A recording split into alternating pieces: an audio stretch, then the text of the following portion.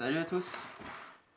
Bon alors je fais une petite vidéo un peu en réponse à la vidéo de Caroline qui s'appelle Interprétation et jugement. Bon après après je commence direct par après tu vois parce que j'ai déjà réfléchi moi.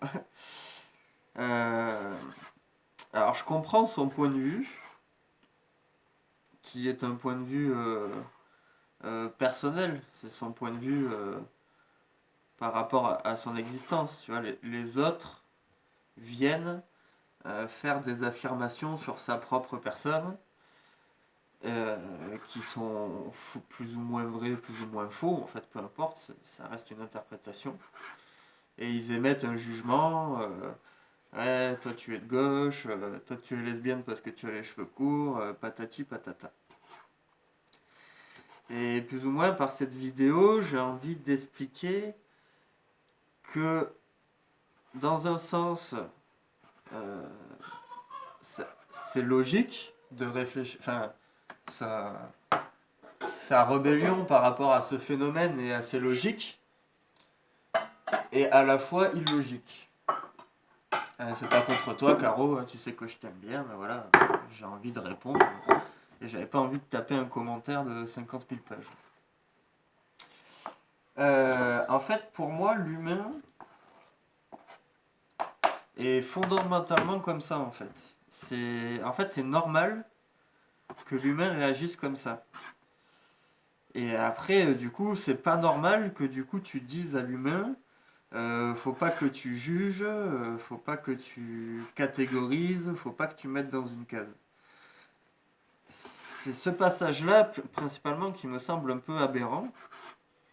Parce que dans ma conscientisation des rapports sociaux, en fait, on est obligé de.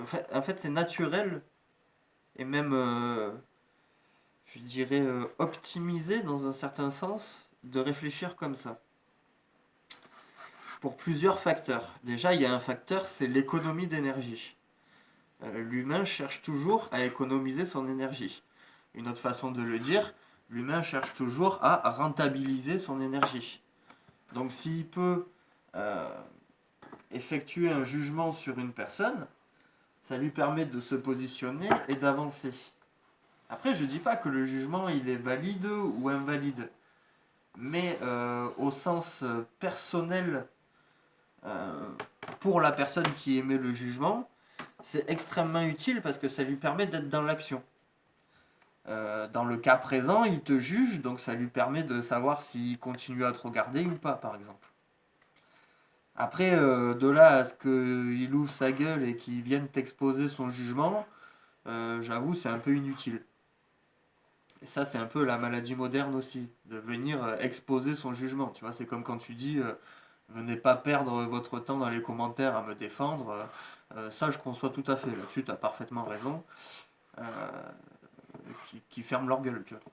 Ils ont raison de te juger, mais ils ont tort de venir t'exposer leur jugement, parce que du coup, c'est un acte qui leur permet à eux d'être actifs dans la vie, par contre, qui n'a strictement aucun intérêt de le partager de manière aussi impersonnelle qu'un commentaire sous ta vidéo. Ça, c'est plus une maladie des gens qui ont l'habitude de donner leur avis quand tout le monde s'en fout. Donc, il y a le côté économie d'énergie, à rentrer les gens dans des cases, et il y a un côté logique finalement à faire des cases. C'est parce qu'on est 7 milliards d'humains, et il n'y a pas 7 il y a à la fois 7 milliards d'humains différents, et à la fois il n'y a pas 7 milliards d'archétypes différents. Euh, Classer les gens par archétype, c'est logique parce que c'est juste.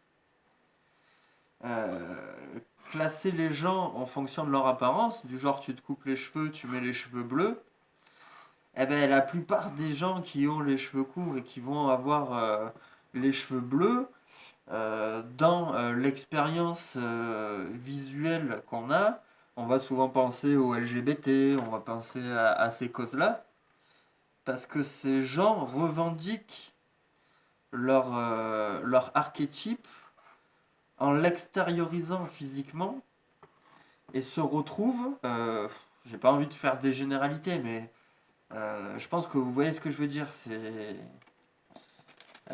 Tu as quand même une chance d'avoir raison en émettant un jugement aussi primitif et coupé finalement. Je suis en train de te juger par rapport à ce que moi j'ai dans la tête et ça permet à la personne de te positionner rapidement finalement, de gagner du temps.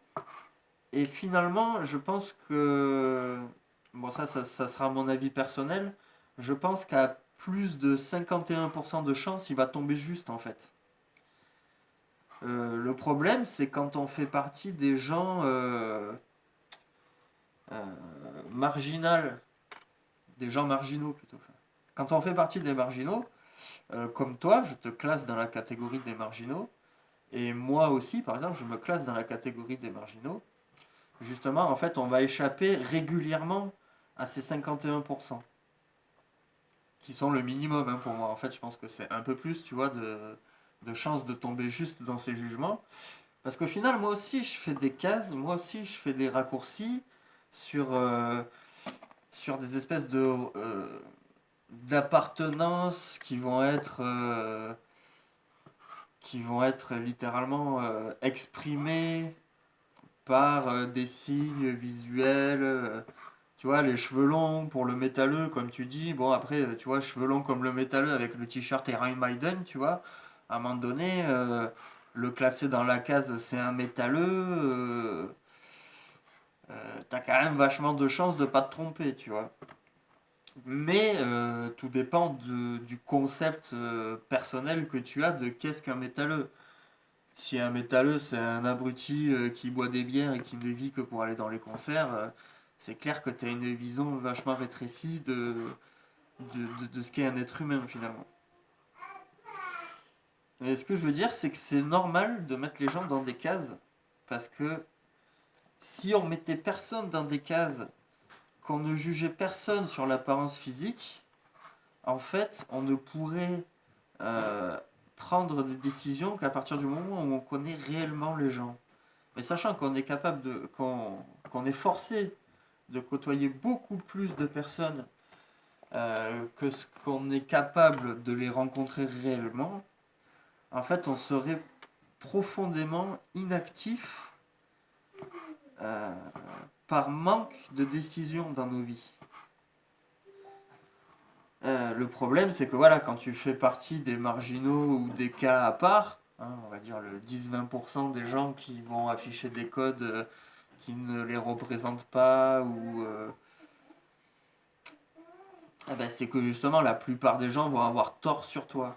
Mais finalement, c'est endémique à ta propre personnalité. Ça va pas, ça veut pas dire que les gens réfléchissent mal ou adoptent des attitudes aberrantes. Ça veut dire que le schéma mental de la plupart des gens ne fonctionne pas sur ta personne à toi. Donc c'est pas eux qu'on tort, c'est toi qui es difficilement évaluable. Bon, j'espère que c'était assez clair. C'était un peu un brouillon ce que je fais. En plus, il fallait que je fasse à bouffer en même temps et tout. Mais voilà, c'est un peu ça le concept. C'est que les mécanismes des personnes qui te jugent de cette manière-là sont des mécanismes valides dans la plupart des situations. Catégoriser les gens, ça aide facilement à éviter des situations de dépenses énergétiques euh, inutiles. Ça aide à éviter le danger. Euh, en fait, ça aide à pratiquer la vie, en fait. Certes, tu as peut-être souvent de faux raisonnements, mais dans la pratique globale de ton existence, c'est un atout un gain de temps, un gain d'énergie. Euh, qui dit gain de temps, dit gain d'énergie, dit forcément beaucoup plus d'emprise sur ton monde, parce que toute l'énergie que tu perds pas et tout le temps que tu perds pas, tu l'investis ailleurs. C'est c'est un peu comme les racistes, tu vois.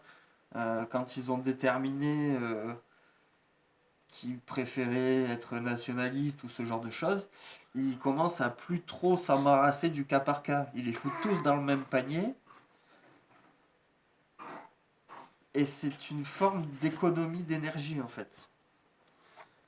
Certes, du coup, ils pensent n'importe quoi, ils vont passer à côté de toutes les personnes qu'ils mettent dans le panier sans vraiment les rencontrer, alors qu'ils ne correspondent pas aux critères que le raciste aime pas, on va dire, mais toute l'énergie qu'il passe pas à faire ses évaluations constantes de son prochain, ben, il les passe à faire autre chose. Et, et beaucoup, beaucoup, beaucoup de gens, hein, je dirais plus de 80% des gens, réfléchissent de cette manière-là. Donc si la nature a quand même permis cette forme de a permis à cette forme de structure mentale de perdurer, c'est forcément qu'elle a une utilité.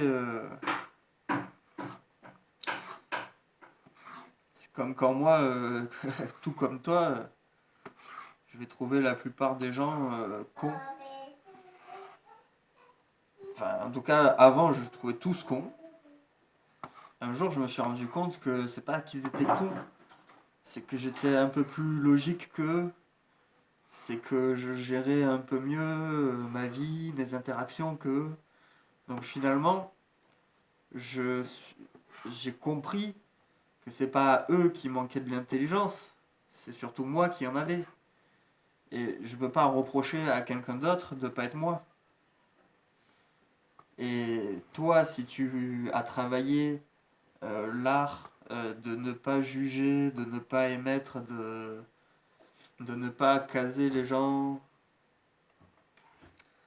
c'est ta façon finalement un peu marginale de structurer ton esprit.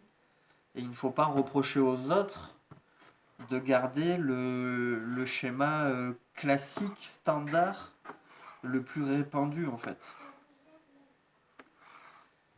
Si tu as quelque chose à leur prouver, ben, il faut forcer leur rencontre. Ben, sinon, tu les laisses s'emmerder eux-mêmes. Qu'est-ce qu'il y a, ma fille? Ramène pas ça ici, je suis en train de cuisiner. Et si t'as fini de jouer, tu le ranges, hein, ton sable. Bon, voilà, je pense que j'ai exprimé ce que je voulais dire. Euh, Caroline, je te salue. Ah ouais, je t'avais dit que je ferais une vidéo pour raconter mon rêve récurrent. Et en fait, j'ai pas envie de raconter ce rêve sur ma chaîne, donc je vais pas faire de vidéo. Mais si jamais tu veux vraiment tout savoir comme tu l'as écrit, eh ben écoute, on se Skype et je te le raconte à toi personnellement, ça me pose aucun problème. Mais j'avoue que cette vidéo-là, une fois que je l'ai mentalisée, en fait, j'avais pas envie qu'elle se retrouve sur ma chaîne. Donc tu as droit à un récit privé. Fais-moi signe si tu le désires, et sinon, bonne continuation. Continue tes vidéos. Puis merci à tous. Allez, salut.